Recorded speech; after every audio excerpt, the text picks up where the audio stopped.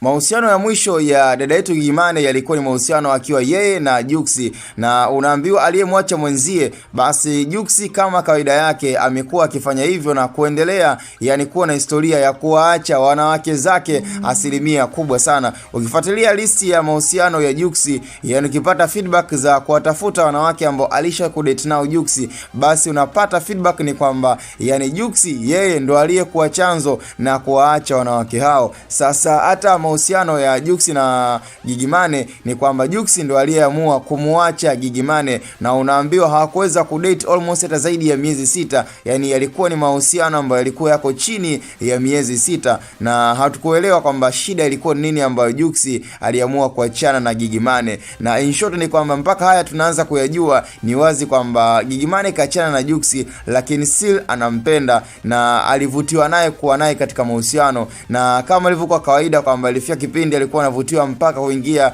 kwenye mahusiano na msanii Diamond. Hiyo ni kawaida kwa sababu kila mmoja na feelings zake. Nikitolea mfano kama mtangazaji Diva the Boss ambaye yani unaambiwa katika mahusiano yake yote ambayo kashapita na wanaume tofauti tofauti, lakini mahusiano kati ya yeye na Alikiba ni mahusiano ambayo unaambiwa ataendelea kuyakumbuka. So hata Gigy Money tusimlaumu na tusimuone mjinga, kwa sababu katika feelings zake alizonazo kweli kadeti na wanaume wengi sana, tena mastaa, lakini katika mwanaume ambaye alivutiwa naye na unaambiwa alimpenda na anaendelea kumpenda mpaka vileo, basi ni Juma Jux ambaye yuko kwenye ndoa yake yeye na Priscilla. Lakini shida ni kwamba Jux anapokuwa na wanawake, yani labda tuangalie kwa huyu wa sasa ambaye ni mke wake halali, huenda labda ikachukua muda na wakaingia katika maisha ambayo ya kuweka historia, kwa sababu Jux katika historia wanawake zake ni kwamba yani unaweza kwa date naye kwa kipindi cha muda mrefu, lakini lazima atakuja kukuacha tu, kwa sababu tukipiga hesabu muda alio date na Vanessa Mdee